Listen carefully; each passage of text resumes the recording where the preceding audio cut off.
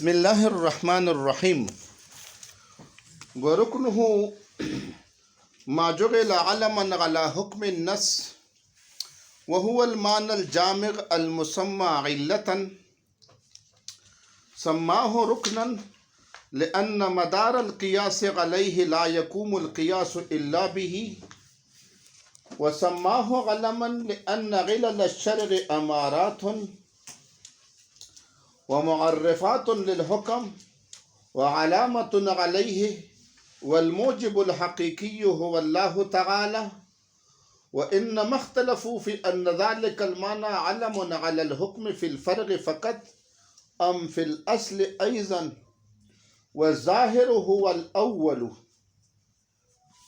على ما ذهب إليه مشائخ العراق، لأن النص دليل قطعي، وإضافة الحكم إليه في الأصل أولى من إضافته إلى العلة، وإنما أضيف في الفرع إليها للضرورة حيث لم يوجد فيه النص.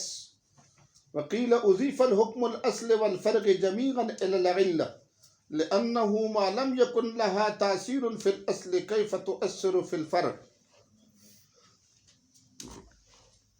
قیاس کا رکن آپ کو بتانا چاہتے ہیں.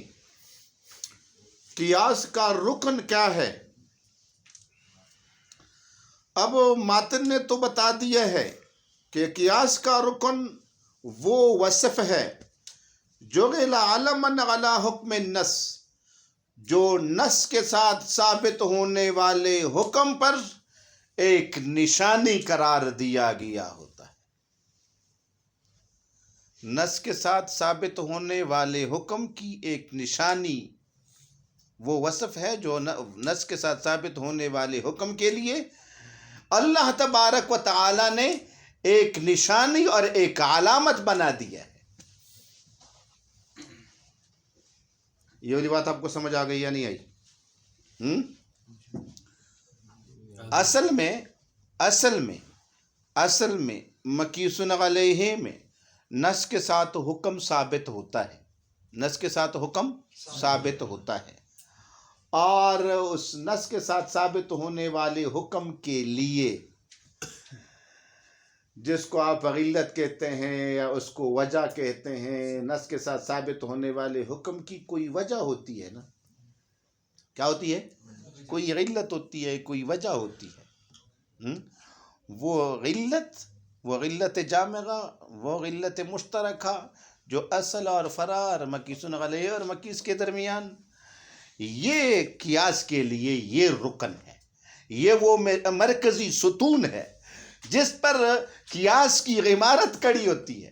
اگر یہ علت ہوں اور وہ پائی جائے کسی اور جگہ پہ جو مسکوت عنہ ہے فرع میں، تو پھر قیاس کی وہ عمارت کڑی کر دی جا سکتی ہے. اور اگر یہ علت نہ ہو، بہرحال پھر یہ جو علت ہوتی ہے وہ ایک وصف ہے نا، جو من جانب اللہ تبارک و تعالی نے اس نص کے ساتھ ثابت ہونے والے حکم کے لیے ایک نشانی قرار دی ہوتی ہے کہ یہ ایک نشانی ہے، علامہ.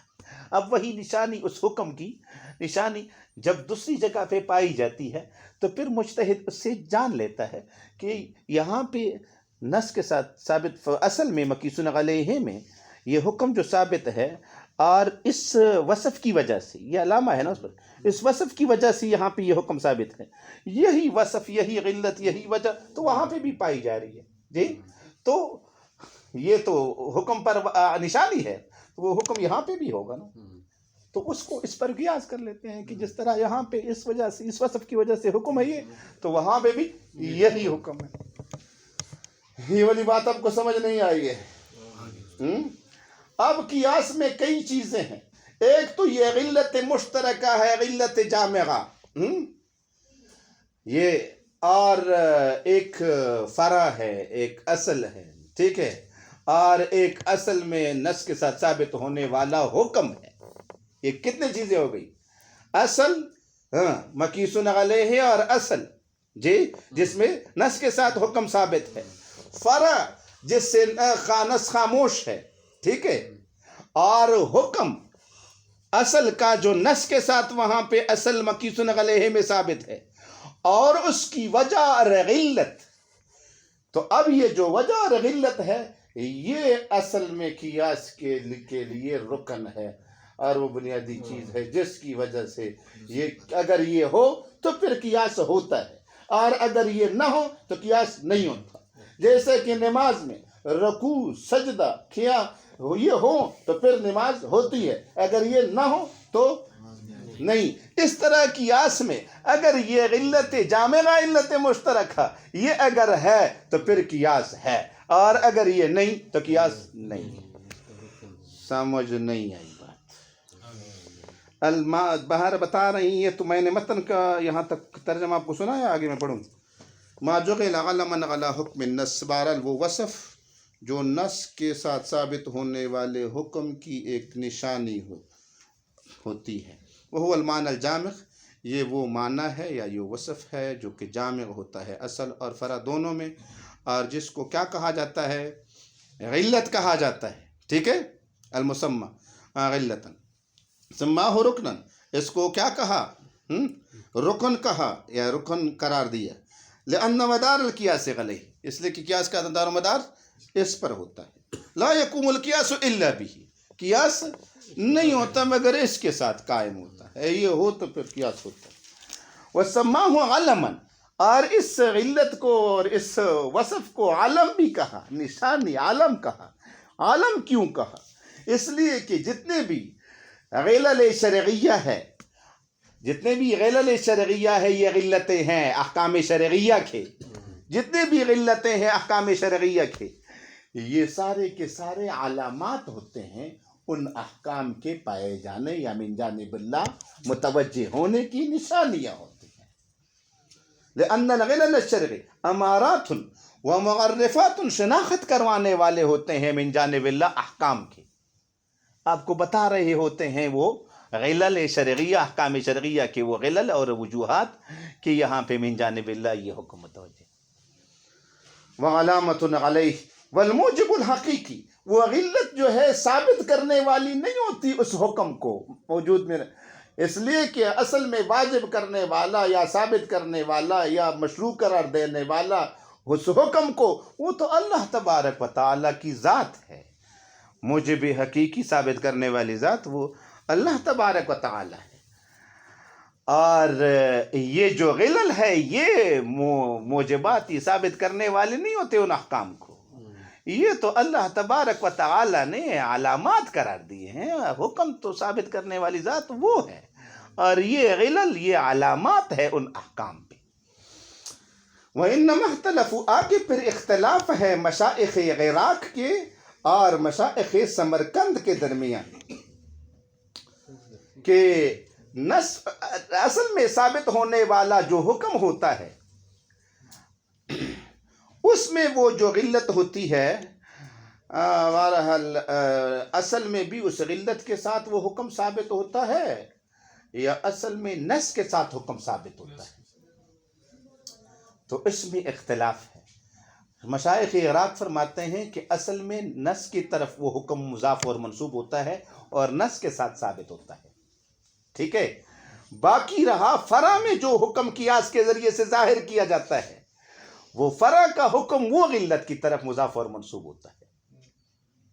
ٹھیک ہے، تو بتا رہی ہیں انما اختلفوا، اختلاف ہے فی ان ذلک المعنی، کہ وہ جو معنی اور وصف ہے جو نشانی ہے حکم شرعی پر فرع میں فقط نشانی ہے، ام فی الاصل ایضاً، یا اصل اور مقیس علیہ میں بھی اس پر نشانی ہوتی ہے. والظاہر هو الاول، ظاہر پہلے والا مسلک ہے کہ صرف فرع میں اس حکم کے ثابت ہونے پر نشانی ہوتی ہے. علامہ ذهب الیہ مشائخ العراق، جیسے کہ اس کی طرف شاخ عراق کے مشائخ گئے ہیں اور ان کا مسلک ہے، انہوں نے اس کو اختیار کیا ہے. لأن النص دلیل قطعی، وجہ یہ ذکر کرتے ہیں کہ نص دلیل قطعی ہے. اصل اور مقیس علیہ میں نص دلیل قطعی موجود ہے. وَإِضَافَةُ الْحُكْمِ إِلَيْهِ فِي الْأَصْلِ، اب حکم کی اضافت اصل اور مقیس علیہ میں اس نص دلیل قطعی کی طرف کرنا یہ اولا ہے اس سے کہ آپ اس حکم کی اضافت کر لے علت کی طرف جو کہ دلیل قطعی نہیں ہے. وَإِنَّمَا أُضِيفَ فِي الْفَرْعِ، فرع میں حکم کی جو اضافت ہوتی ہے علت کی طرف، ایک ضرورت کی وجہ سے، اس لیے کہ وہاں پہ نص دلیل قطعی موجود نہیں ہے۔ وَإِنَّمَا أُضِيفَ فِي الْفَرْعِ إِلَيْهَا لِلضَّرُورَةِ حَيْثُ لَمْ يُوجَدْ فِيهِ النَّص۔ اور دوسرا قول جو بتا رہی ہیں دوسرے حضرات کا، اضیف حکم الاصل والفرع جمیعا علی العلہ، اور وہ اصل اور فرع دونوں میں حکم کی اضافت اور نسبت علت کی طرف کرتے ہیں، اور اس علت کی وجہ سے حکم کو ثابت مانتے ہیں، یا علت کی وجہ سے مانتے ہیں۔ لأن ما لم یکن لہا، اور اس کی وجہ وہ ذکر کرتے ہیں، بتا رہی ہیں کہ جس علت کو اصل مقیس علیہ میں ثابت ہونے والے حکم میں تاثیر نہ ہو اور اس میں یہ علت مؤثر نہ ہو، تو پھر فرع میں حکم کے اندر یہ علت کیسے مؤثر ہو سکتی ہے؟ جی، جب اصل میں وہ علت اس حکم میں مؤثر نہیں ہے اور اس علت کی طرف وہ حکم مضاف اور منصوب نہیں ہے، تو پھر فرع میں کیسے اس کی طرف مضاف اور منصوب ہو سکتی ہے؟ اس لیے وہ بتا رہی ہے کہ نہیں، دونوں میں حکم مضاف اور منصوب ہوتا ہے، کس کی طرف؟ علت کی طرف۔ یہاں تک کافی ہے۔